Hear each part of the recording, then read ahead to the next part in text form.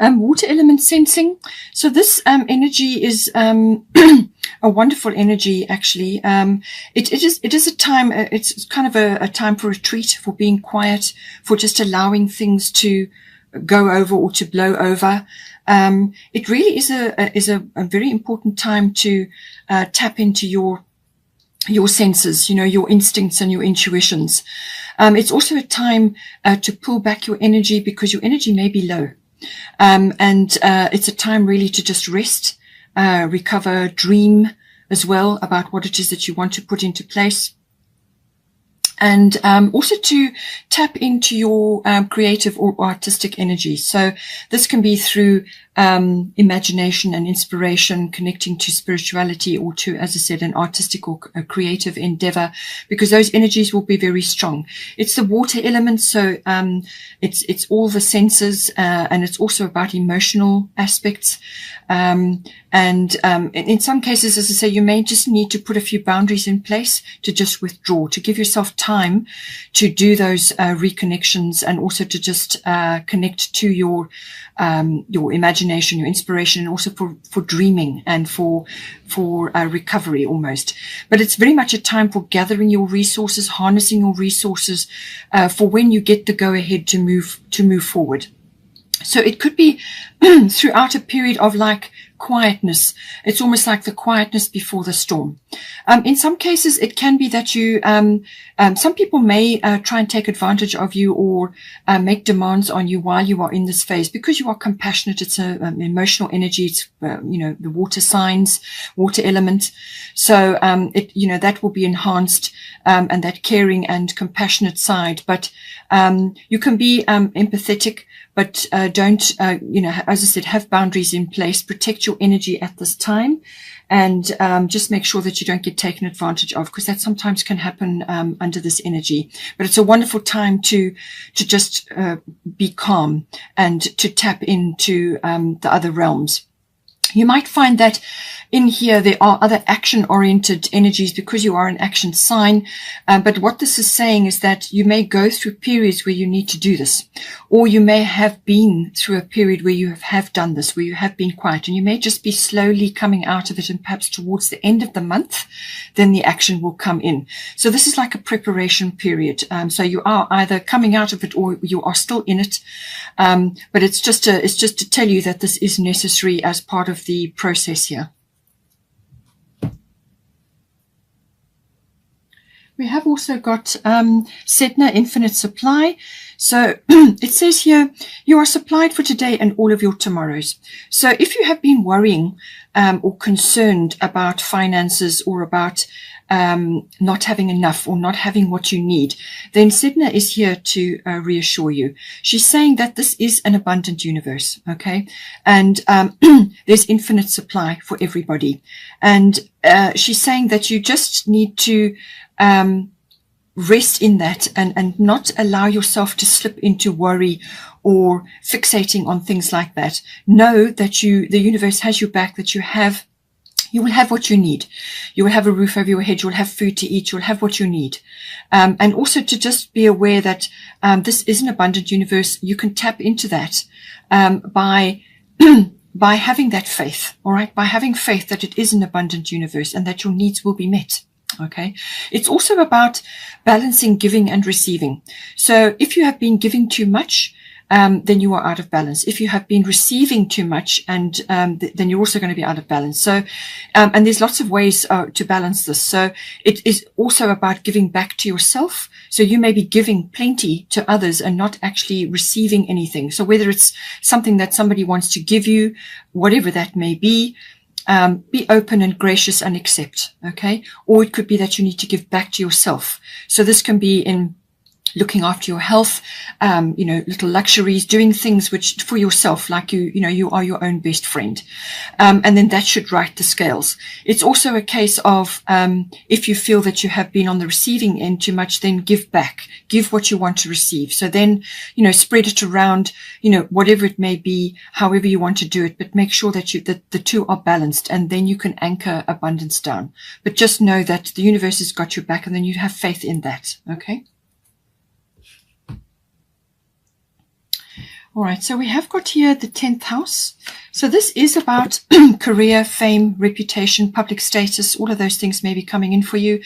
It's also about authority figures. So this can be somebody in your life who is an authority figure, or it could be a parent, it could be somebody that you work with, or it could be a friend or somebody that you look up to.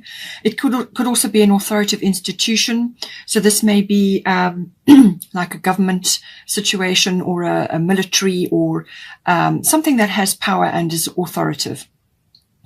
So any one of these aspects coming in. It can also be about becoming mature and making something official in some way. That can also be coming in with the 10th house. So now we have got here Mercury, mind, and then we've got bold, Freya. So Friday is named after her, but her energy is this very progressive, very bold energy. She has wings on her helmet, and she has the wisdom of the cat behind her, crystals and so on. So she's really tapping in all round. It says, unleash your adventurous side, take risks and be daring. Okay, so don't be afraid to do that. Normally with Aries, that wouldn't be the case, but you may just be, after this water element card, you may just be hesitant at this point. Or you may just be waiting for the right time. Okay. So it's saying, it could be, it's a very flirtatious energy that she emits, but it's also very bold and adventurous. So this is about stepping out, and it could be out of your comfort zone. With that solar eclipse, new moon solar eclipse, it could be that it could push you out of your comfort zone. So it's about stepping out of that and going for it, but also it's a very flirtatious, very, loving yourself energy. Love yourself, and that is what you will project at this time. It could also be that you need to be bold in going after something in this that's coming up for you in the 10th house. You also have Mercury, mind. This could be a number of things coming in for you. It can be saying that bring humor in. Okay, bring humor in to your situation. Don't get overly serious, which sometimes can happen with the 10th house. Have fun, be bold. Get out, go and do things, and love your body, love your energy, and, be flirtatious with your energy. So it could be that as well. There could be a lot of communication coming in with the Mercury energy. This is quick wit. This is quick thinking, quick on your feet. It can also be, whether you are giving this out, perhaps discussing things with others or projecting this energy outwards. But it can also be that you are receiving news or you're hearing things. In some cases, it can be like gossip, so just take the high road in that case. But this is usually about discernment. It's about using your mind to work things out. You use your heart to make decisions, but you use your mind to weigh things up, to sift and sort and formulate. And this can be around figures. It can be around words. It can be anything to do with communication that Mercury rules. Mercury is the messenger of the gods. So it's also about that analytical ability. It can also be about the internet and communications of all kinds, using electronic communications or media. There's lots of ways that this can come in. It's also it's got the energy of truth as well. So you may be hearing truth, or you may be living your truth. And I feel that that is the case here, especially with Freya.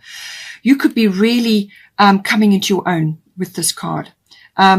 This is quick. This is incisive. This is quick-footedness. This is about quick wit and grasping things, doing your research, exchange of ideas, talking as well in some cases. You may have to really walk your talk as well in this house, being a career aspect. Maybe it's that coming in for you.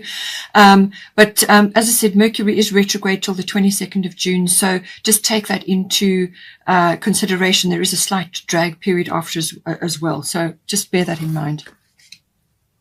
It could also bring in aspects to do with vehicles and travel, maybe even come in for you. You have got here the 11th house. So this is to do with your futuristic dreams, what you imagine for yourself, your visions for the future. You may be tapping into that in some way. It could also have something to do with your hobbies and your interests. How are you going to take that further?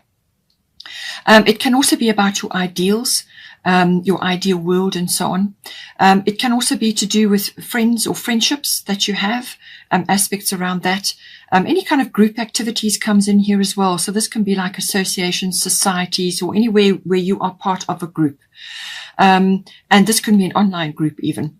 It could also be connected to a global consciousness or group consciousness, social reform, trends in society, trends in what is popular and what is not, and how things are moving in the world. There's been a lot of turmoil. There still is at the moment. So a lot of things are shifting and changing, and this could be affecting a number of areas in your 11th house. But it is quite an expansive energy, and it's definitely about moving forward in some way into the future and using your contacts and your networks, and or even connecting with friends at this time, or there may be shifts and changes going on in that for you. Now we have got Saturn here. So as I said to you, Mercury can sometimes be about speaking your truth and being in your truth, your authentic self. And Saturn is certainly going to back that up. Saturn is about being your authentic self. So this is about everything to do with your authentic self, but it's also to do with your foundations in life, and what is working for you and what is not. And certain aspects that are not working for you may very well fall away at this time. So this could be friendships. It could be groups you're a member of. It could be other aspects to do with this. It could be some futuristic aspect or some ideal that you've had. So you may be taking a very realistic look at all of these aspects around you at this time, and coming to certain conclusions, or certain things may just occur. But if anything is wobbly or has a weak foundation in your life to do with this house, then Saturn will place too much pressure on it, and it will simply fall away. But it is also about bringing in rules and systems and structure and discipline in some cases. Some of it can be karma. So all of these aspects come in, just apply it as you need to in this 11th house. And it can also be around aspects to do with hard work, or putting your shoulder to the wheel, really digging in for the long term. In some cases, it can be that you feel just unappreciated in some way in this house. And, you just get you feel like you've been overlooked, or that you haven't really been appreciated in some way. That can sometimes come in with Saturn. But the wonderful aspect of Saturn is whatever you create under the Saturn energy will be a very strong foundation. It will have very strong roots, and it will stand the test of time. It's a slow-moving energy, but what it does is it forces you to build brick by brick. You also gain a tremendous amount of experience under the Saturn energy, because you have to focus really strongly on what is working, what is not, and moving forward and building a really strong system or foundation or structure for yourself. And sometimes, as I said, it may need austerity measures or cutting away things that just don't work for you. But ultimately, at the end of it, you come out very strong under the Saturn energy. Okay, Aries, hope you enjoyed that. Please take care. Have a wonderful month. And don't forget to like and share, or like and subscribe. And I will see you next time.